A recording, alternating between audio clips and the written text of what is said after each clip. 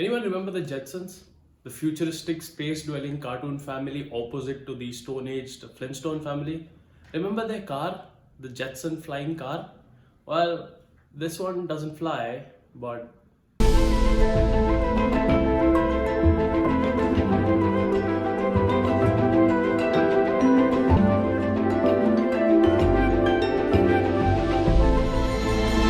what on God's green earth is that? I know, exactly my reaction the first time I saw it. Let me explain. This is the Aptera 3. Now, quick bit of background. Aptera isn't exactly a new company. It was founded in 2006 by Chris Anthony and Steve Fandra.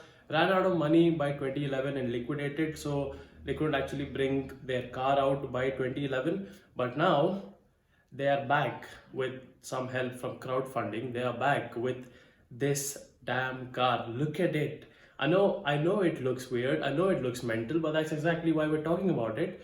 That's exactly why I'm making this video. That's exactly why you're watching it. So look at the damn Jetson road car. Unbelievable.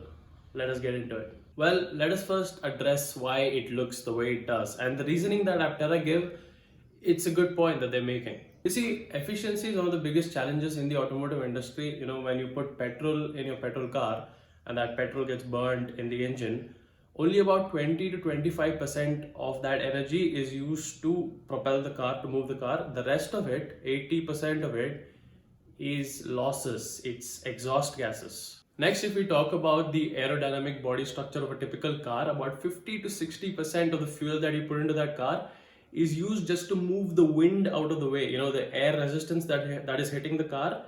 For the car to move through that wind, to plow through that wind, the air, 50 to 60% of the fuel, that's a lot of losses. And this concept is known as drag. Well, just to explain drag, consider the frontal surface of a bus or a lorry. It's like that, right?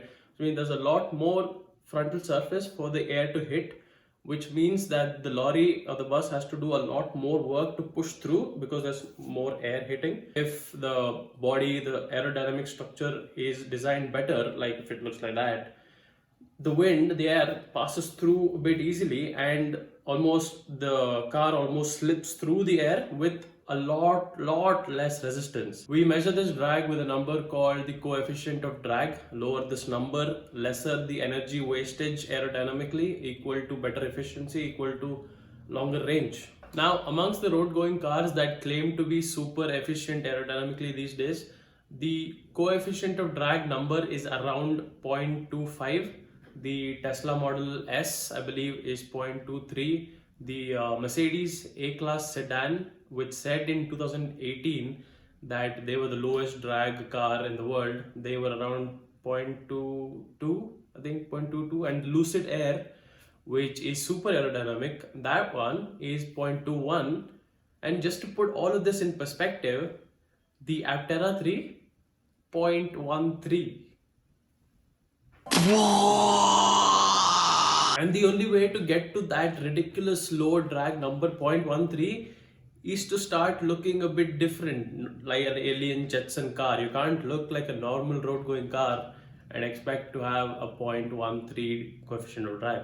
Now, with the shape having been discussed, the Aptera is an electric vehicle, so let's talk about the battery and some numbers. The Aptera is now available for pre-order in 4 battery variants. At the lowest range is a 25 kilowatt hour battery. The car costs about 26,000 USD, and the estimated range is said to be 250 miles. But at the top of the range is where things start getting a little bit insane, because that is a 100 kilowatt hour battery, about 46,000 USD, and on a single full charge will give you 1,000 miles of range. Estimated, but 1,000 miles of range on a single full charge. And Aptera say, well, that is down to the design, that is down to getting that battery efficient and getting the coefficient of drag down to 0.13. And they say, well, don't listen to us. I mean, that we're not making random statements. We did the maths, and with that 0.13 coefficient of drag and with that 100 kilowatt hour battery, the math says 1,000 miles of range, which is again, to put that into perspective, the road going electric cars right now, The good ones, 300, 350 miles on a full charge. Right, so what have we established so far? The Aptera is a battery electric vehicle, looks like a damn alien Jetson car, insane coefficient to drag 0.13, and at the high end, with its 100 kilowatt hour battery on a single full charge, will give you an estimated 1000 miles of range. Shall we make it crazier?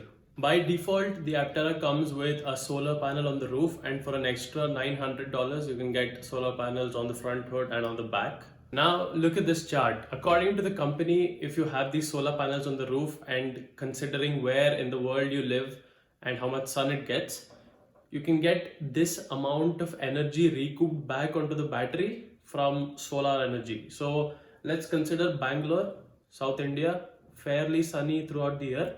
It says on average 26 miles of range just parked out in the street. So for example, let's say I own the 100 kilowatt hour battery Aptera and I've charged it fully. It's got 1000 miles of range. Now I will drive to work. Let's say it's 10 miles and I park it out in the sun, come back 6-7 p.m. and it's added 26 miles of range. So I left the house with 1000 miles of range and I came back home with 1006 miles of range, because 1000 I had 1020 to go and come from work and I had 26. So I left the house with 1000, came back with 6 extra miles of range. What? It's the equivalent of parking your car and having it magically fill up with 2 gallons of gas overnight. It's the fact that you can park it at work or wherever and go back to it with more energy in the tank than when you left it. Which is why, at least theoretically speaking, this is the electric car that doesn't need to be charged. If anything, it is adding charge on for free. And if that somehow is not cool enough for you, they're working on making it vehicle to grid compatible, which means that you park out in the sun all day and get this extra battery charge from solar, come back home in the evening and plug that into your house to power your microwave or something.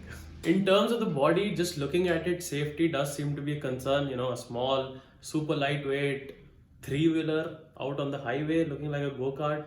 And to that, Aptera say that the body is made out of super strong carbon and Kevlar composites, almost F1 style.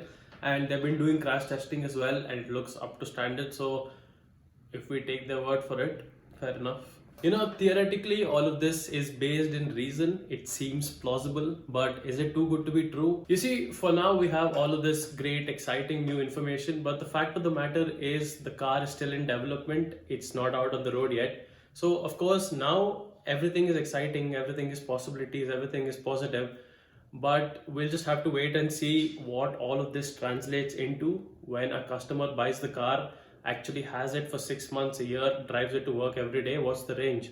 What is the amount of solar range that's being added, right? All of these claims, will they be backed up? But even then, I won't be that disappointed if it lives up to 70-75% of the claims. Like they say 1000 miles of range, if it gives me 750 and they say 26 miles of range, parked out in the sun, if it gives me 15, that's still an insane, fantastic achievement. In conclusion, super interesting car. I haven't been this excited for the concept of a car in quite some time now. I wish Aptera all the very best. I can't wait to see this car out on the road, just even looking like that, never mind the things that claims that does. So I can't wait for it. Thank you so much for watching.